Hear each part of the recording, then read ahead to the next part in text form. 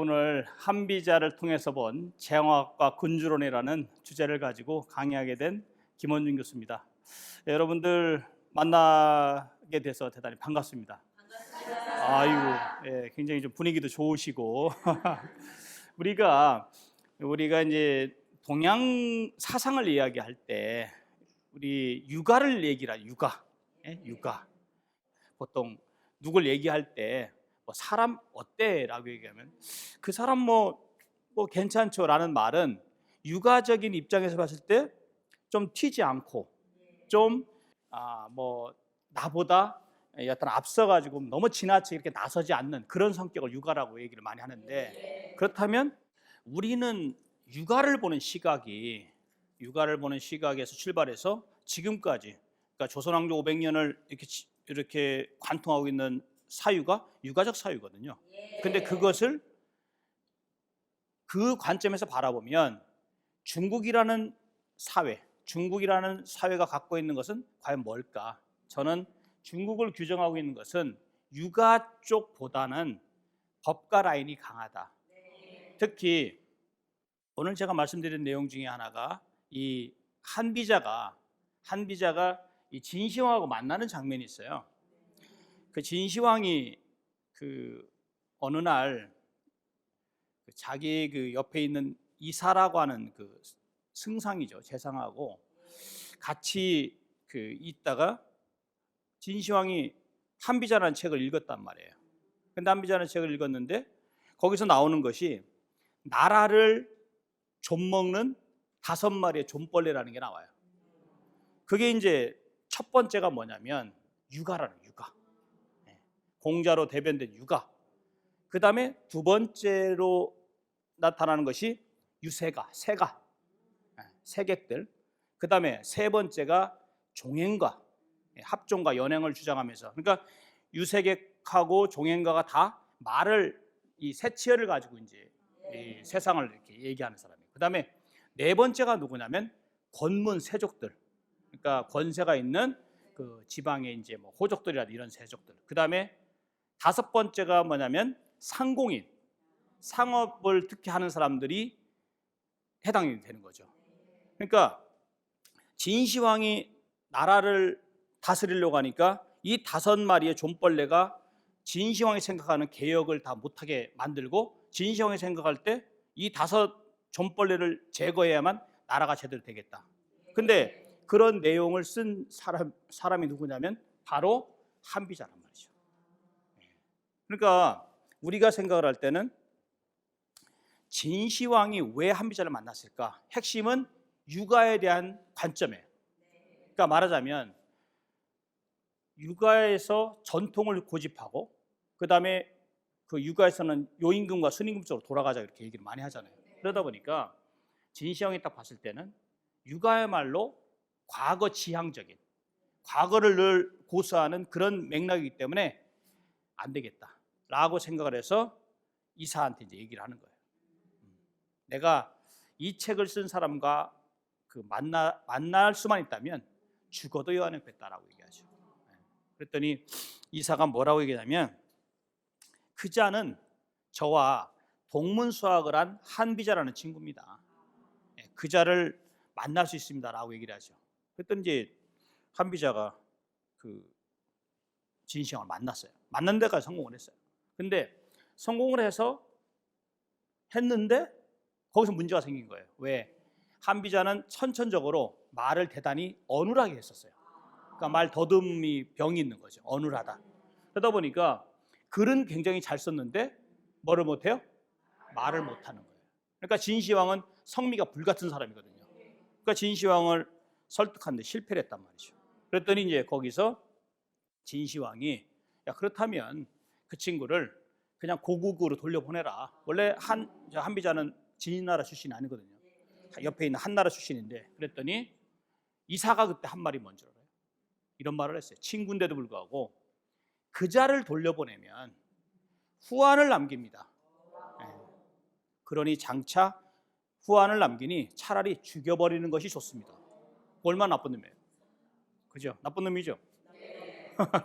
그래서 결국은 일도 꾸미기 전에 자객에 의해서 잡혔고 감옥에서 울분을 느끼다가 결국은 음독 자살했다. 이것이 사마천의 사기 노자 한비열전에 나오는 사실입니다. 그렇다면 우리가 이런 생각을 볼 수 있죠. 그 사람은 대단히 불운했지만 진시황이 천하를 통일을 했죠. 법가란 말이에요. 법가. 진나라가 법가죠. 그러면서 진나라 때 모든 계획을 다 완성했다. 중국은. 첫 번째 뭐죠? 군현제를 만들었어요. 군현제. 왕권에서 군현제. 우리로 말하면 오늘날 지방자치제예요. 예, 전국을 36개 군과 현으로 만들었단 말이죠. 그 다음에 화폐를 통일했어요. 화폐를 우리나라가 지금 쓰고 있는 동전, 이게 바로 진시황 때 만든 겁니다. 2.4cm, 직경이 이렇게 2.4cm. 예, 그 다음에 도량형, 그 다음에 문자도 통일해. 문자, 한자. 지금 우리가 쓰고 있는 한자가 지금부터 2200년 전에 통일한 겁니다. 그게 지금 여기까지 쓰고 있는. 그러면서 전국을 다 그렇게 군현제로 만들고 또 최초의 고속도로를 또 진시황이 또 만들었어요. 도로 건설을 굉장히 많이 했단 말이에요. 그러니까 그런 식으로 해서 다 모든 개혁, 그 개혁을 완성했는데 거기에 핵심이 뭐냐면 바로 법가다 이거죠. 그리고 그 법가의 계시자, 그걸 갖다 창설자가 바로 한비자라는 거죠. 그렇다면 우리가 이런 생각을 해볼 수가 있어요. 뭐냐면 여기 나와 있는 대로 우리가 한비자의 사유에서 가장 중요한 게 뭐냐면 법불아귀. 이게 뭐예요? 법은 귀한 사람에게 아부하지 않는다. 즉 법 앞에 모든 사람이 평등하다. 이것이 한비자의 생각이고, 법 앞에 평등하다는 것은 뭐죠? 바로 법 앞에서는 모든 사람이 공평하고 왕이나 신하나 백성이나 다 똑같이 공평하다는 것을 한비자는 얘기를 했단 말이죠. 그게 바로 한비자가 얘기하는 법치의 핵심 중에 하나예요. 그러니까 말하자면 우리로 말하면 신상필벌. 그러니까 신상필벌이 갖고 있는 공정함, 이것이 이제 한비자가 얘기하는 그건데, 문제는 뭐냐면 우리가 이런 생각을 할 수가 있죠. 한비자는 생각을 여러 가지 했어요. 그런데 여러 가지 했는데 여기서 우리가 법과 술과 세라고 하는 얘기를 해요. 여기 계시는 우리 오늘 한 30분 정도 되시죠. 근데 그 법은 만민 앞에 공평하고 공통적인 거예요. 그런데 우리가 왜 한비자를 얘기할 때 제왕학과 군주론, 통치술, 그 다음에 또 왕이 반드시 익혀야 될 책으로 얘기하냐면 한비자는요 술, 그 다음에 세. 그러면 법과 술과 세라고 하는 세 축을 중심으로 해서 전개하기 때문에 한비자의 사유를 법치의 고전이면서도 제왕학과 군주론의 고전이라고 얘기하는 거죠. 그러면 우리가 있죠. 술이 뭐냐? 술. 우리 앞에 계신 분 어떻게 술수 좀 부릴 줄 아세요? 술수? 술수 어때요? 술수 좀 부려요? 잘 안 부리세요? 우리 저기 계시는 우리 저기 선생님 어때요? 술수 좀 부리십니까? 전혀 안 부리세요? 우리 저기 남성분 어때요? 술수 좀 부리세요? 아니에요? 여기 술수 좀 부린다는 분 이러면 안 되는 겁니다. 왜 그러냐면 한비자의 시각에서는 이런 겁니다. 중요한 얘기입니다. 왜냐하면 군주가 법치를 하려고 하는데 군주의 명이 제대로 신하에게 전달되고 신하의 그 법치를 위하는 신하의 마음이 백성들에게 전달되고 해야 되는데 그 중간에 간신이 존재하고 또 군주에게 아부하는 신하가 존재하고 고로 군주가 제대로 법치를 못한다 이거예요. 그래서 군주가 생각해야 되는 게 뭐냐면 신하를 다스릴 수 있는 술수. 좀 이해됩니까? 그래서 한비자에서는요 7칠자를 써서 칠술이라고 해서 칠술. 신하를 다스리는 7가지 기술, 술수.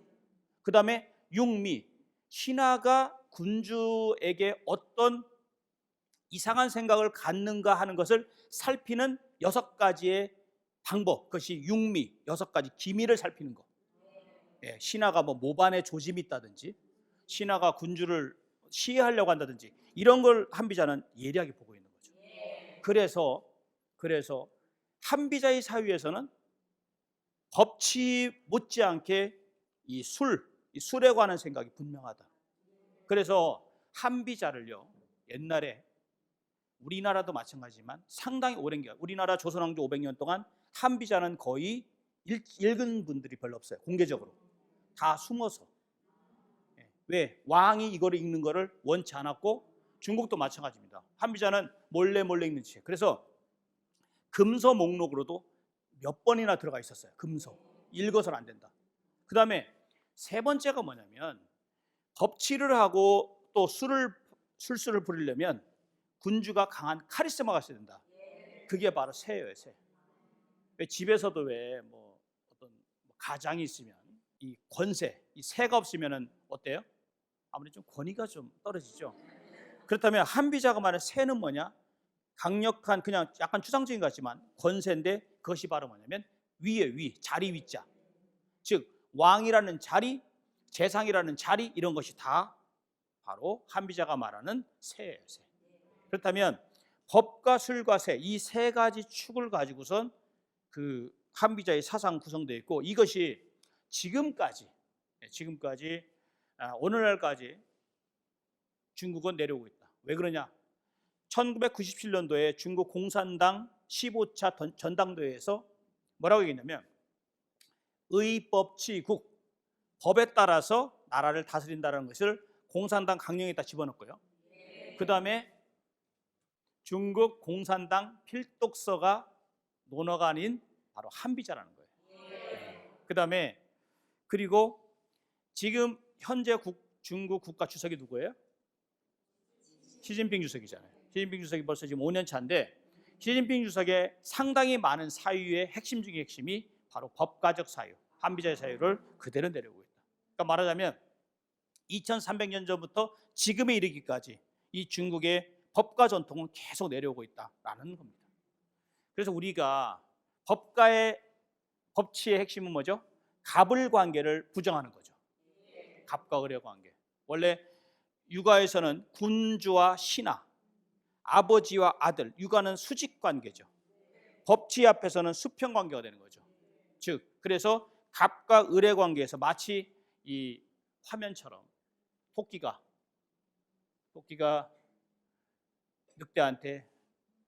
늑대 앞에서 곧 잡혀먹겠구나라고 했는데, 조금 있다 보니까 늑대가 뼈만 앙상에 남아있어요. 왜 그럴까요?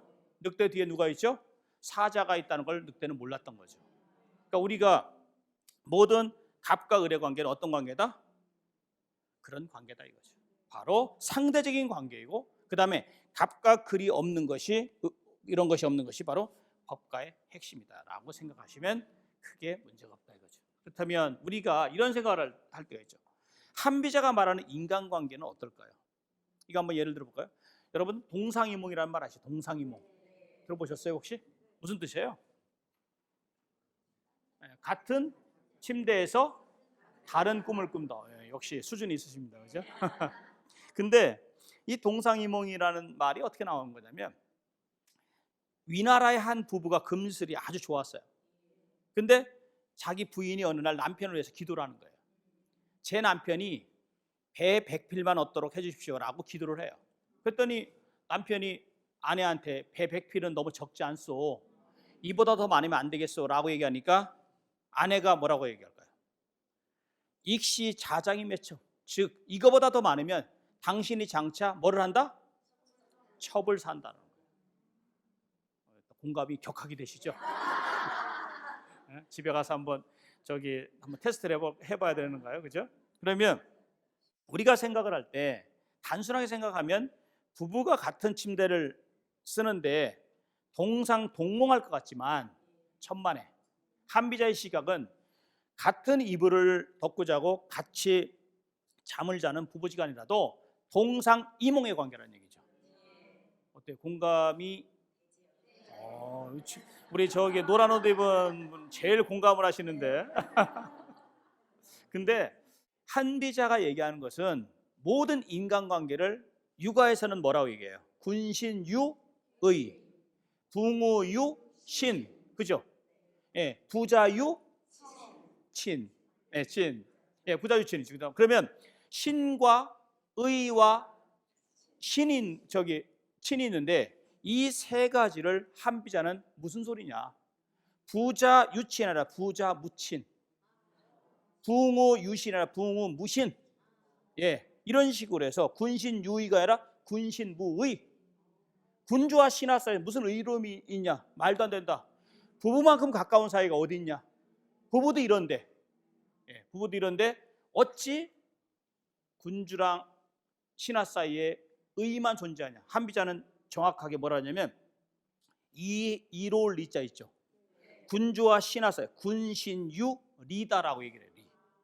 어때? 공감이 되시죠? 우리도 현대 사회에서 봤을 때, 지금 오늘날 봤을 때 어때요? 이미 친구지간에 아니면 회사에서, 조직에서 이해관계에 의해서 다 연결되어 있죠. 아마 이거 부인하는 분 별로 없을 겁니다. 특히 뭐 더구나 자본주의 사회이기 때문에. 근데 한비자는 지금부터 오랜 전에 이 얘기를 했다라고 하는 거고요. 그래서 우리가 마치 이 그림이 보이시죠?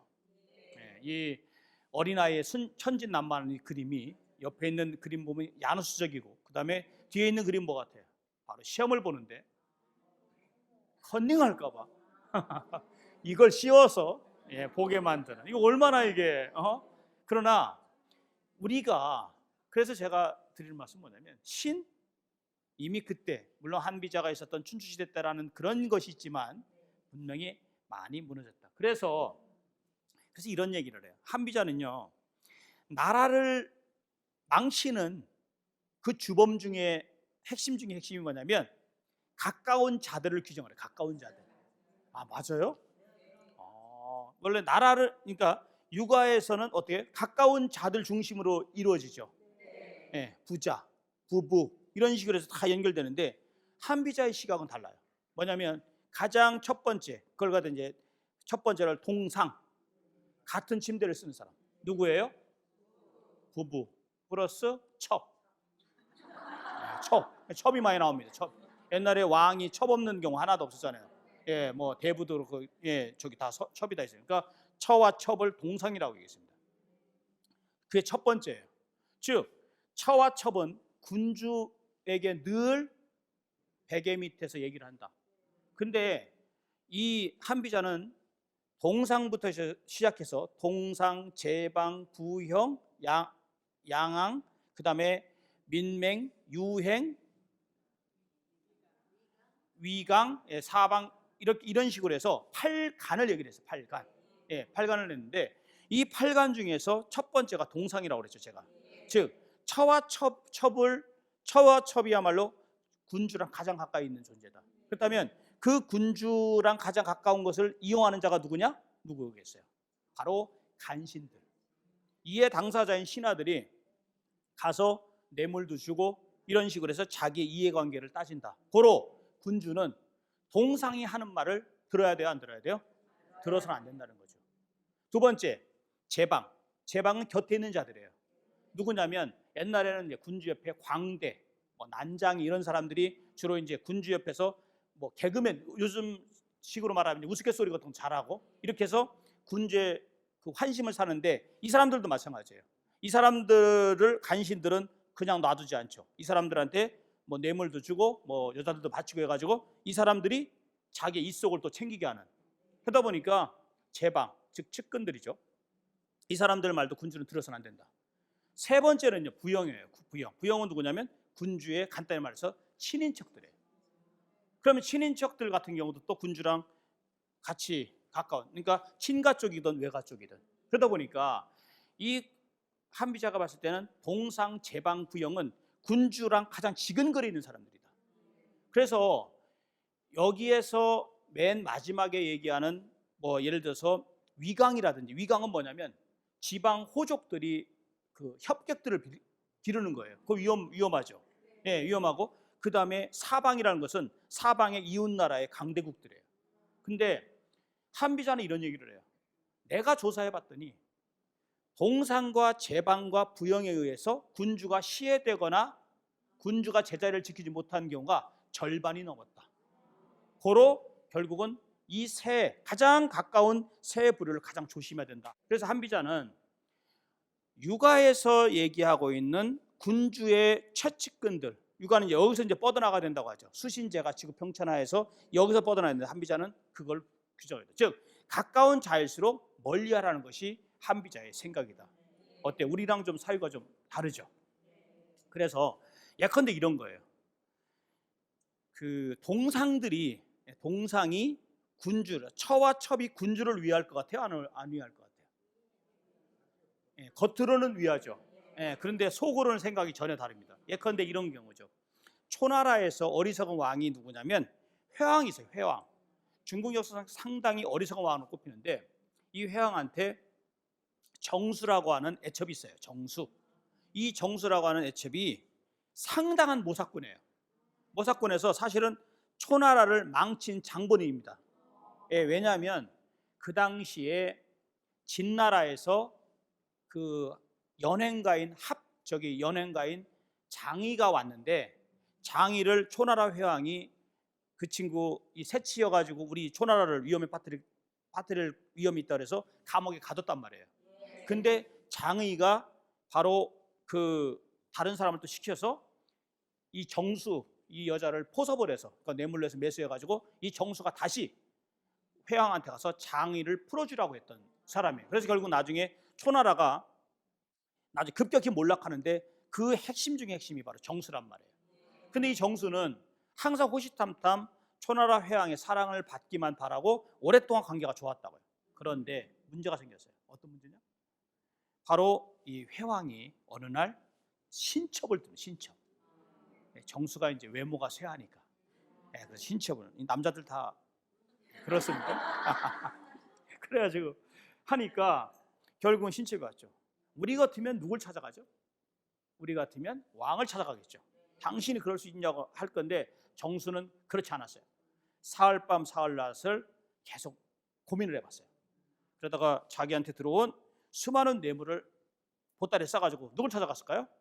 일명 신첩을 찾아갔어요. 신첩을 찾아가가지고 내가 자네랑 잘 지내려고 한다 했더니 신첩이 받아주겠어요? 안 받아주겠어요?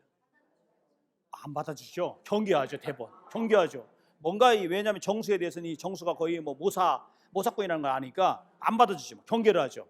경계를 하고 계속 뭐 이렇게 해요. 그런데 이 정수가 또 어떤 것을 얘기를 했냐면 어떤 것을 또 꾸몄냐면 그 회왕의 호위무사이죠. 회왕. 이 호위무사한테를 찾아갔어요. 이 금은을 가지고 찾아가서 내가 너한테 이걸 줄 테니까 어느 날 왕이 명령을 내리면 너는 즉각 시행해라. 그럼 내가 이거보다 2배를 더 주겠다라고 포섭해놨어요. 그러고 나서 이 신첩하고 무려 한 달여 동안 계속 접근하니까 신첩이 나중에 마음이 풀렸어요. 어떻게 했을까요? 신첩의 유일한 그 목적은 뭐죠? 왕의 사랑을 받아서 후사를 갖는 거예요. 그러니까 이렇게 얘기를 합니다. 앞으로 제가 잘 모시겠습니다. 왕이 그 대신 꼭 여쭤볼 게 있습니다. 왕이 어떻게 하면 저를 사랑할까요? 라고 얘기했어요. 어떻게 애교 부리면 좋아하냐고 이렇게 물어봤어요. 그랬더니 왕은 그 손을 가지고 입을 가리는 걸 좋아해 이렇게 얘기했어요. 그랬더니 그때부터 이 첩이 계속 입을 가리고 웃었어요. 이렇게 웃었어요. 우리 많이 하는 거잖아요. 약간 좀 그죠? 네. 그렇게 했는데 결국은 어떤 일이 벌어지냐? 이 왕이 계속 얘한테 내리라고 그래도 안 내려요. 그래서 누굴 찾아가요? 정수를 찾아갔어요. 정수를 찾아가서 역시 뭐 구관이 명관이라고 옛 그 여자가 또 생각이 날 거 아닙니까? 그래서 찾아가가지고 물어봤어요. 도대체 이번에 새로운 신첩이 맨날 이렇게 웃는 데나 이해를 못하겠다. 딱 한마디 던지죠. 뭐라고 할까요? 왕의 냄새를 싫어하기 때문입니다. 왕이 옛날에 남자들은 몸 냄새 나죠. 몸 냄새. 그렇게 딱 한마디 딱 던졌어요. 그랬더니 왕이 그 자리에서 뭐라고 얘기했어요? 그녀의 코를 베어라 이렇게 얘기했어요. 그랬더니 호위무사가 칼을 들어서 코를 싹둑 잘라갔다는 그런 얘기입니다.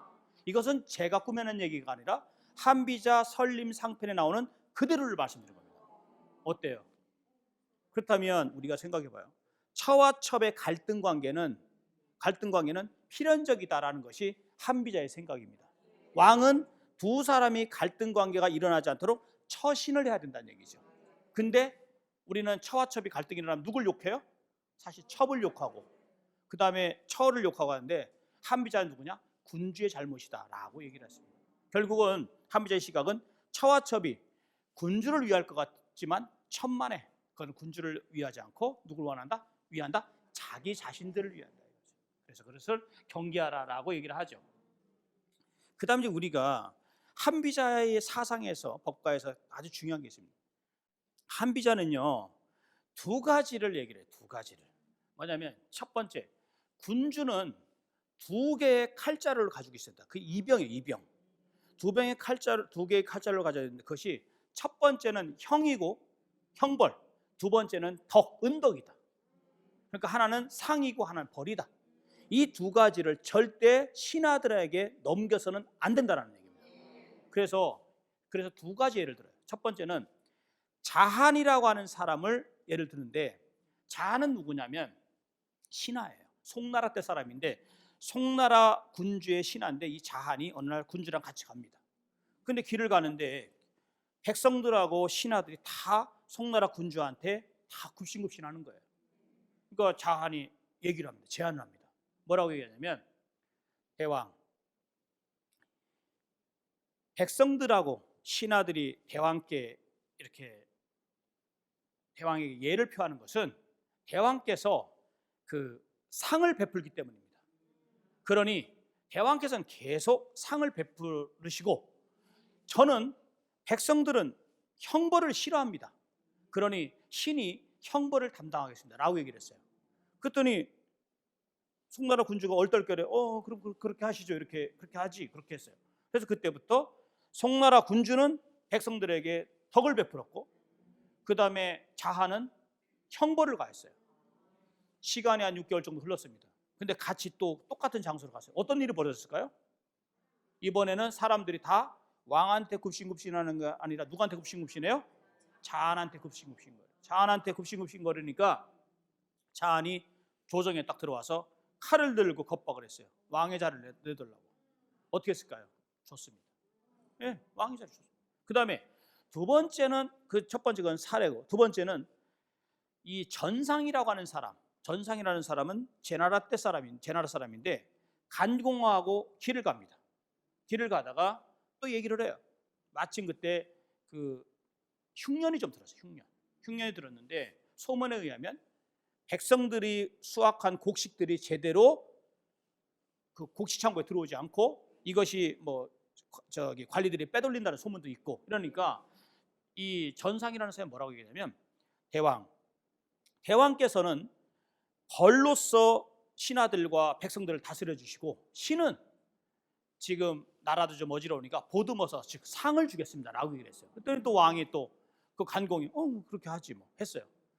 그러고 나서 계속 이 전상은 무엇을 했냐면 말로 주고 되로 받고 그 다음에 또 큰 섬으로 주고 말로 받고 이런 식으로 해서 10분의 1, 10배를 주고 하나만 받고 10배를 주고 하나 받고 이런 식으로 해서 덕을 베풀었어요. 시간이 흘러가지고선 또 길을 갑니다. 길을 갔더니 이번에 어떤 일이 벌어졌을까요? 백성들이 그 왕한테는 야유를 부리고 그 다음에 심지어 그 곡식 같은 거 막 던지고 막 이 정도로 해요. 근데 전상한테는 와가지고서 굽신굽신하면서 인사를 해요. 그래가지고 전상이 왔습니다. 와가지고 조정에 들어와서 칼을 차고선 이렇게 왕한테 갔어요. 왕이 자리를 내놓으라고.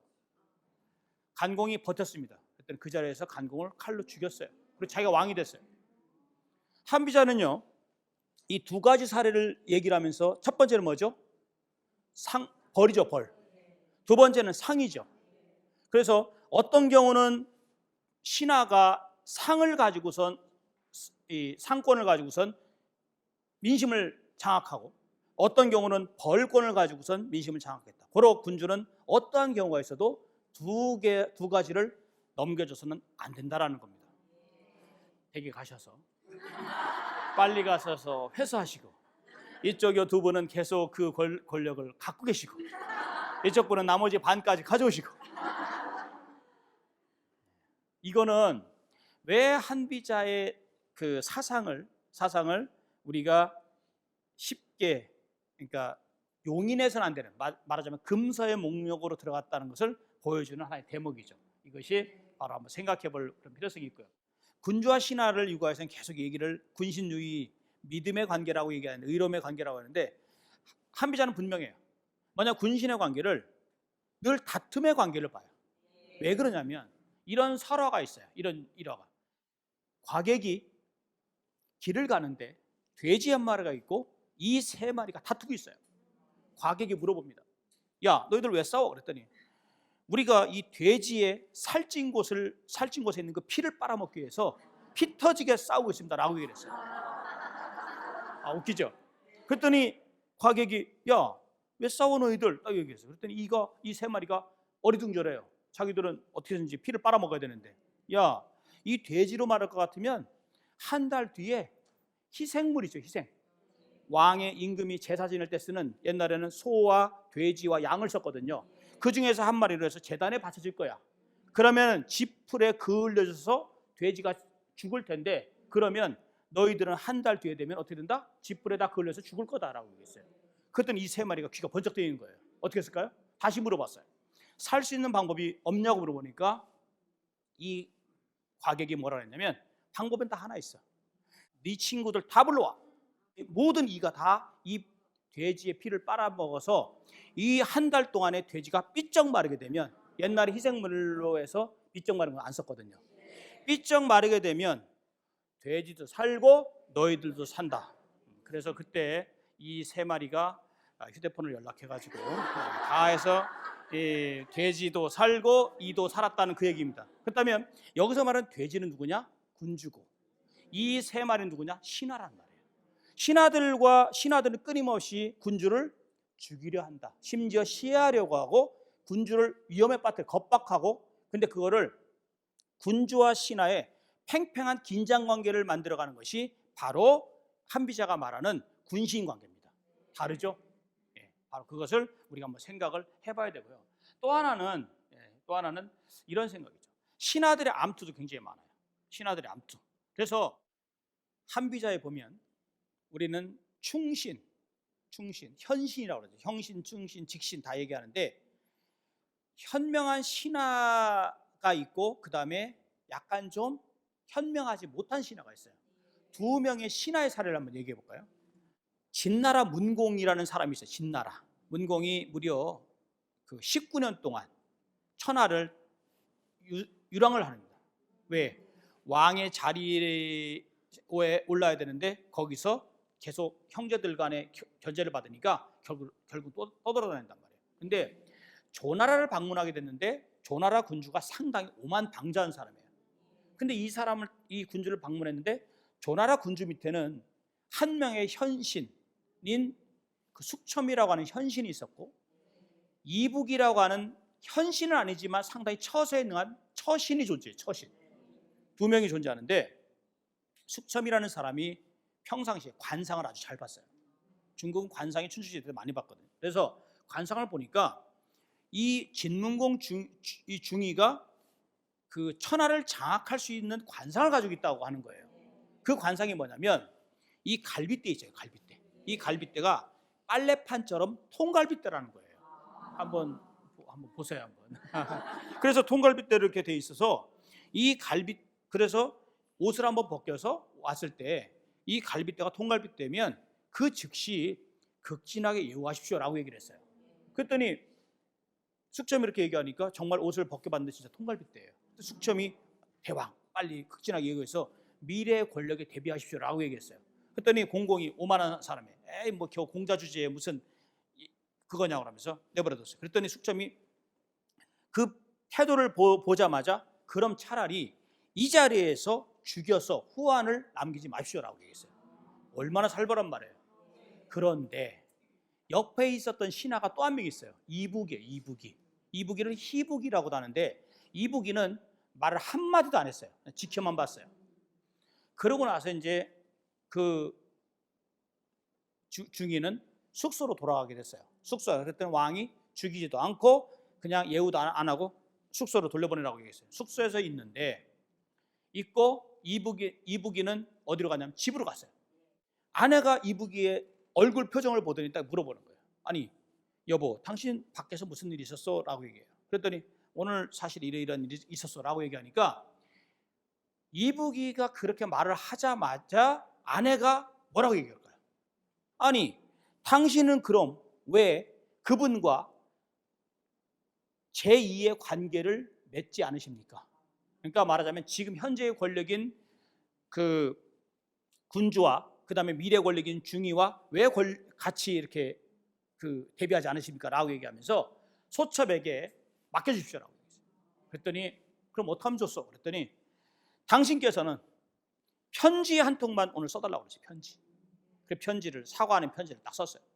편지 한 통만 더 쓰고 나머지는 소첩이 다 알아서 하겠습니다 라고 얘기했어요. 어떤 일을 했을까요? 큰 항아리를 준비했어요.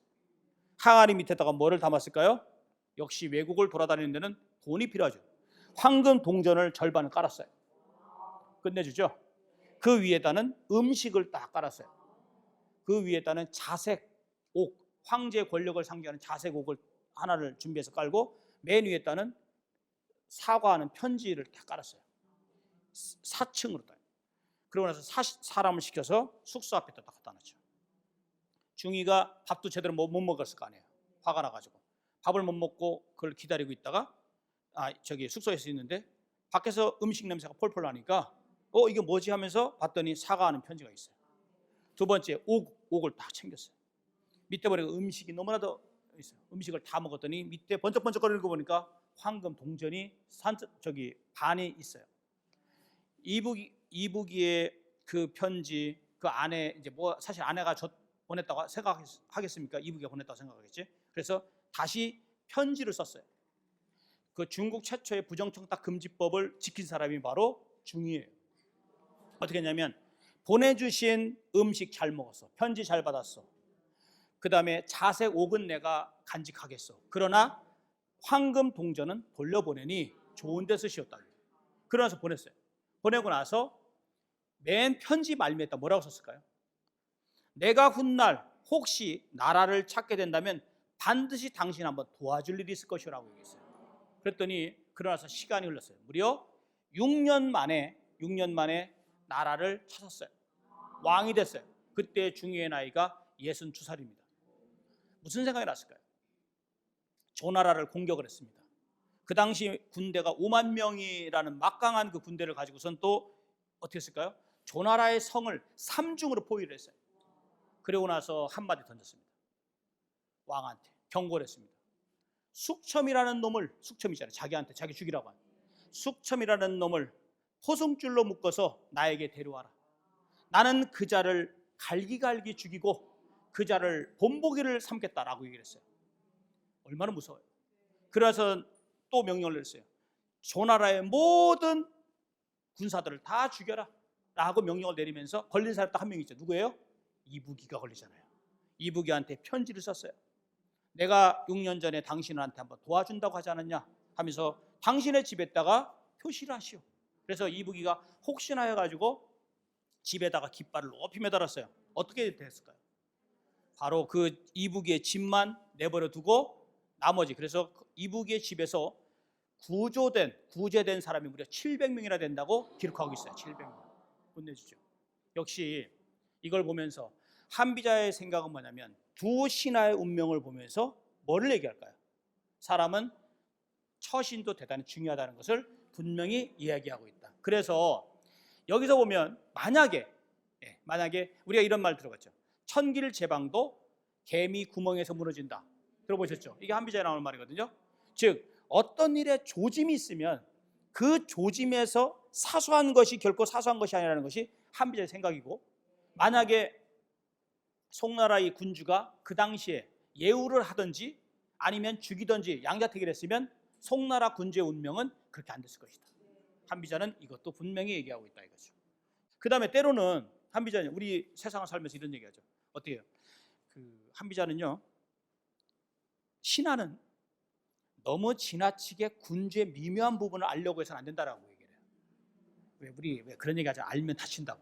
그죠? 네, 알면 다친다고. 근데 이 한비자가 제시한 거, 얘기하고 있는 건 뭐냐면, 아까 왜 있었던 전상이라는 사람이 저기 왕이 되기 직전에 시해를 하기 전에 그 무슨 일을 꾸몄냐면 자기 집을 이사를 했어요. 어디를 이사했을까요? 언덕 높은 산 중턱에다가 자기 집을 만들었어요. 짓고 나서 신하들을 저기 사람들 그쪽으로 오게 했어요. 그러고 나서 습삼이라고 하는 사람이 그 전상 저 집을 방문하게 됐는데, 위에서 이렇게 딱 보니까 뭐 서쪽, 동쪽, 남쪽 다 보이는 거예요. 근데 습삼이의 집이 그 전상의 집의 남쪽에 있는 거예요.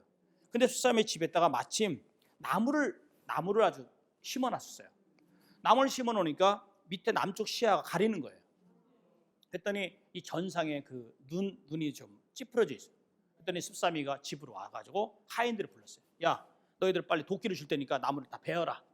그랬더니 이거 한 절반 정도 이렇게 베고 나가는데 마침 습삼이 집에 친구가 와 있었어요. 상당히 그 똘똘한 친구. 그랬더니 자네 지금 뭐 하나? 그랬더니 나 있잖아, 아까 갔더니 이렇게 해서 내가 베고 있네, 이렇게 얘기했더니 자네는 지금 하나만 알고 둘은 모르는 것일세. 지금 전상이라는 사람이 높은 곳에 집을 졌다는 것은 무언가 큰일을 꾸미는 것이네. 전상이 자기가 봤을 때 자기가 다른 사람의 동태를 살피는 건 괜찮지만 자신의 동태가 살펴지는 것은 용납하지 않을 것이네. 고로 자네 집에 나무가 심어져 있어서 전상이 약간의 시야를 가리는 것은 자네 목숨이 위태롭지 않을 것이나, 자네가 나무를 싹 베서 그 틈으로 전상의 집에 누가 오는가를 알게 된다면 자네는 목숨이 위태로울 것이라고 했어요. 그래서 바로 하인들한테 다시 나무를 또 원상복귀해서 또 심게 했어요. 시간이 흘렀어요. 불과 6개월도 안 돼서 전상이 모반을 일으켜서 간공을 시하고 사람을 결국 왕이 됐는데, 자기 집에 온 사람들을 다 제거했어요. 예, 자기가 알고 있는 동태를 알고 있는. 근데 습삼이만큼은 어떻게 됐다? 나무를 다시 심었기 때문에 살았다는 그런 얘기입니다. 그래서 한비자는 그런 얘기를 하죠. 깊은 곳의 물고기를 아는 자는 불길하다. 즉 군주의 미묘한 곳까지 알면 그 사람이 위험하다. 그래서 우리도 왜 불각은 불가원이라는 말 많이 하잖아요. 너무 가까이도 하지 말고 너무 멀리도 하고, 적당한 거리. 특히 절대 권력자 앞에서는, 앞에 있을 때는 항상 아주 너무 멀어지면 이제 안 되고, 너무 가까이 가면 결국 위태로워진다라고 얘기를 하고 있죠. 이 한비자는 그런 생각을 많이 하죠. 우리 여러 가지 말씀드렸습니다. 법과 원칙, 그런데 또 하나는 술과 새, 이런 걸 통해서 군주는 끊임없는 신하의 도전을 받고, 그 다음에 그 곁에 있는 동상이라든지 제방과 부영, 또 물론 당연히 사방의 이웃 나라도 도전을 받죠. 그렇기 때문에 육아의 뻔한 이야기, 육아에서 말하는 이런 거 가지고는 그 당시에 난세를 평정하는 데는 도움이 안 된다는 것이 한비자의 사유입니다. 그렇기 때문에 한비자는 이런 얘기를 하죠. 군주가 법과 제도, 원칙을 무시하고 마음대로 망령되게 노예하면 안 된다. 왜? 사람들은 그 앞에서는 고개를 숙일지언정 절대 그 군주를 현명하거나 군주에게 진심으로 복종하지 않는다. 그래서 군주는 끊임없이 본인이 신상필벌이라는 법칙을 가야 되고, 또 군주가 신하들을 아주 예리하게 관찰하고 있다는 것을 늘 염두에 둔다 이거죠. 그래서 우리가 지금 21세기잖아요. 우리 오늘날 대한민국 대단히 멋있는 나라잖아요. 근데 우리가 지금 국민수 3만 불에 와 있고, 저는 중국을 1년에 몇 번씩 갑니다. 이번에도 최근에도 한 2번 갔다 왔는데, 중국을 갈 때마다 느낀 것이 뭐지? 중국은 철저하게 실사구시를 가지고 가요. 실사구시. 중국이라는 나라가 큰 틀에서 그 시진핑 주석이 얘기하는 것도 중국의 꿈이라고 얘기를 했을 때, 그 꿈이라는 것은 뭐냐면 중국은 딱 두 글자예요. 부국강병입니다. 부국강병. 그러면 부국강병이라는 그 말 자체는 무엇을 갖고 있냐면, 나라를 부유하게 하고 백성들을 중산층처럼 살게 하고, 그 다음에 강한 군대를 얘기해서 21세기의 패권 국가로 만드는 것이 현재 중국의 목표입니다. 그것이 지금 미국과 이번에 무역 전쟁도 나오고 여러 가지 지금 갈등이 있지만, 어쨌든 지금 중국을 얘기할 때 명신공이 G2라고 하고, 그 다음에 미국과 겨룰 만한 막강한 양대 그 초강대국이라는 것은 부인의 여지가 없죠.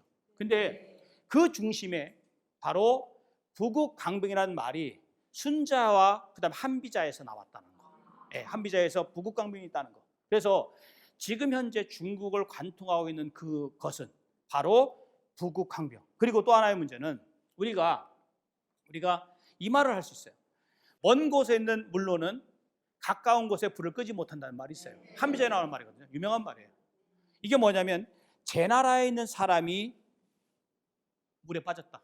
그러면 옆에 있는 수영 잘하는 친구가 구해줄 가능성이 있는 것이지, 멀리 제 나라 남쪽에 있는 오나라 물이 굉장히 많죠. 오나라에 있는 아무리 수영을 잘하는 사람이 있다 하더라도 그 오나라 사람이 오려고 한다면 결국 그 자는 이미 물에 빠져 죽었을 것이다. 결국은 우리가 세상을 살아가면서 정도, 그 다음에 바른 길로, 하지만 이 정도라는 것은 이것이 좀 변하지 않는 거잖아요. 이것보다는 한비자가 얘기하는 것은 법과 술과 세라고 하는 변화무쌍한 도가 있는 바로 권도를 통해서 그 나라를 다스리는 리더십이 필요하다.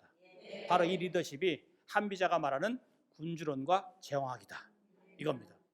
지금까지 한비자를 통해서 본 제왕학과 군주론, 여기까지 마치겠습니다. 고맙습니다.